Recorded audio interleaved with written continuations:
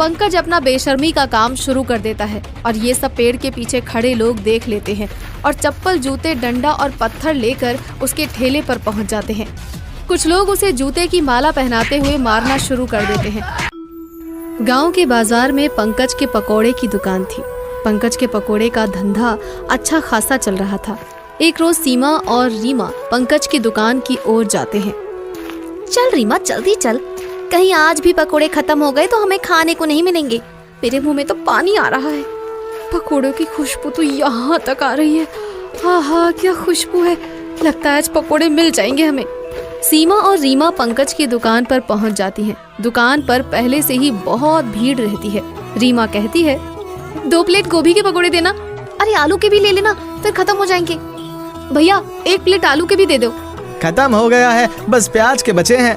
दे दो भाई, प्याज की दे दो 1 प्लेट। रीमा और सीमा पकोड़े खा लेती हैं।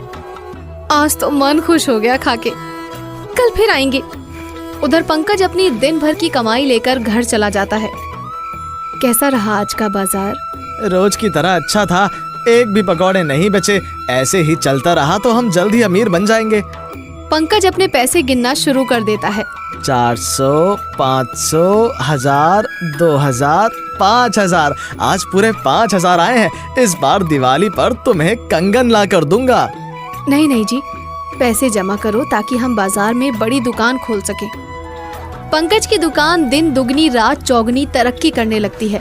तरक्की देखकर पंकज के मन में लालच आ जाता है और एक दिन वो सोचता है, अभी मैं जितना कमाता हूँ, अगर पकौड़े की लागत कम कर दी जाए तो मैं दुगना कमा सकूंगा। पंकज पकौड़े बनाने के लिए सस्ते तेल और लो क्वालिटी का बेसन का इस्तेमाल करने लग जाता है।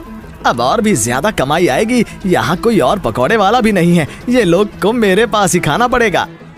रोज की तरह आज भी उसकी दुकान पर बहुत भीड़ होती है। मुझे 1 प्लेट आलू के पकौड़े देना। भैया इधर 2 प्लेट प्याज के पकौड़े देना। हाँ, दे रहा हूँ। पंकज की आमदनी बढ़ती ही जा रही थी, जिसके कारण वो लालच और बेशर्मी की हद पार करने को तैयार हो जाता है। किसी को कुछ पता भी नहीं चला मेरे घपले के बारे में। वाह, मजा आ गया। अगले दिन पंकज पकोड़े बनाने की तैयारी करता है। अब रोज रोज एक ही काम करके मन उबता गया है। कुछ अलग करना होगा। हाथ से आलू कौन चुरेगा? पैर भी तो हैं, इससे तो और भी ज्यादा स्वाद आएगा।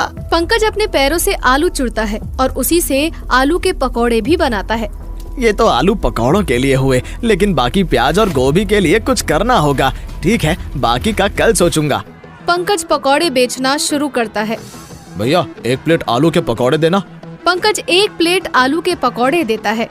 भैया आज तो पकौड़े रोज से भी ज्यादा स्वाद हैं। मन तो कर रहा है कि उंगलियां चाट जाऊं। हाँ, आज मैंने एक नया मसाला डाला है, कल से प्याज और गोभी में भी डालूंगा। फिर शाम को घर लौटता है और रजनी को सारी बात बताता है और ये सब मीना सुन लेती है। दिमाग तो खराब नहीं हो गया है तुम्हारा? पैसे देखकर तुम लालची और बेशरम होते जा रहे हो। पता भी है तुम्हें किसी को भनक लग गई ना तो तुम गए काम से। माँ तुम ये सब छोड़ो, पैसे गिनो बस। माँ सही कह रही है जी, आप ये काम क्यों कर रहे हैं? ये काम बहुत गलत है। तुम लोग अपने काम से मतलब रखो, मुझे मत सिखाओ। अगले दिन पंकज फिर पकोड़े के मसालों को पैरों से चूरता है और आलू के पकोड़े बनाता है। फिर गोभी और प्याज के पकोड़े बनाता है और अपनी जांग से दबाकर उन्हें तलता है। आज तो मन ही खुश हो गया है। रोज इसे ही डिफरेंट करूंगा। नीले गगन के तले धरती क्या प्यार पले। पकौड़े लाजवाब और तीखे, एक बार खाओ और बार बार आओ। पंकज की दुकान में रोज की तरह भीड़ हो जाती है और लोग पकोड़े खाकर तारीफ के पुल बांधने लग जाते हैं। वाह रे पकौड़े वाह, ये पिज्जा, चाउमीन और बर्गर क्या करेगा इन पकौड़ों के आगे। पंकज अपनी बेशर्मी से बाज नहीं आता और रोज मीना के मना करने पर भी वो वही सब करता है। एक रोज वो रोज की तरह यही बेशर्मी और लालच का काम कर रहा होता है और तब सीमा ये सब देख लेती है। ये तो पकोड़े वाला पंकज लग रहा है। छी छी छी, क्या गंदे काम कर रहा है ये। अरे रीमा देख, अरे ये तो पकोड़े वाला पंकज है। मुझे तो उल्टियां आ रही हैं ये देखकर। ये पैरों से मसाले बनाता है और जांघों में दबाता है। मुझे लग रहा है मेरी अंतड़ियां बाहर आ जाएंगी। इस घिनौने आदमी की करतूत सबके सामने आनी चाहिए। सीमा और रीमा पंकज के पास जाकर चिल्लाने लगती हैं। बेशरम आदमी, लोगों की सेहत से खेलते हुए तुम्हें जरा भी शर्म नहीं आती? ये क्या बोल रही हैं आप? ज्यादा सीधे मत बनो, मैंने खुद तुम्हें ये गंदा काम करते हुए देखा है। नहीं नहीं बहन जी, आप लोगों को कोई गलत फहमी हुई है। मैं ऐसा काम नहीं कर सकता हूँ। मुझे गरीब को आप लोग बदनाम करने में लगे हैं। मैंने कुछ गलत नहीं किया है। सीमा और रीमा वहाँ से चली जाती हैं। उधर पंकज अपने आंसू पोंछकर खुश हो जाता है। तुम लोग मेरा कुछ नहीं बिगाड़ सकती हो। मैंने बहुत लोगों को पानी पिलाया है। बच्चों, तुम मेरा कुछ नहीं बिगाड़ पाओगे। उधर रीमा और सीमा एक दूसरे से कहती हैं, ये मगरमच्छ के आंसू, खुद को क्या समझता है ये आदमी। इसे मैं सबक सिखाकर रहूंगी, इसे तो मैं सबक सिखाकर ही रहूंगी। अगले दिन सीमा और रीमा कुछ लोगों को अपने साथ सुबह सुबह ले जाती हैं और सभी दूर पेड़ के नीचे छुपकर पंकज की करतूतों को देखने लगते हैं।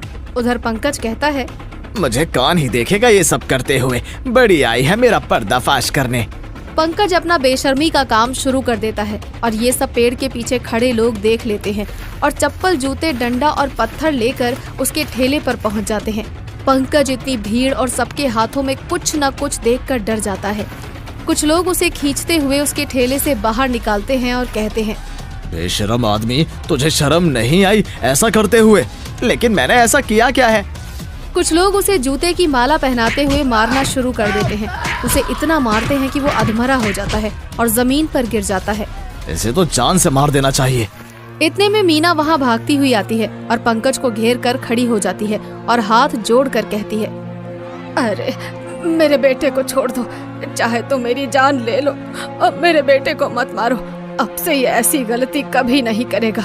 एक महाचल फैलाकर अपने बच्चे की जिंदगी की भीख मांग रही है। छोड़ दो भाई लोग, छोड़ दो इन्हें। ठीक है, तुम कह रही हो तो छोड़ देते हैं, लेकिन इसे लेकर इस गांव से चली जाओ और कभी हमने इसे ये हरकत करते देख लिया तो जान से मार देंगे इसे। मीना अपने बेटे को जैसे तैसे घर लेकर जाती है और कहती है, मैंने तुझे बहुत समझाया था, लेकिन तूने मेरी एक ना सुनी। आज तेरी हरकतों के कारण तेरी ये हालत है और हमें भी अपना घर छोड़कर जाना पड़ रहा है। मीना पंकज और रजनी के साथ दूसरे जगह पर चली जाती है। इसीलिए कहते हैं, लालच बुरी बला है।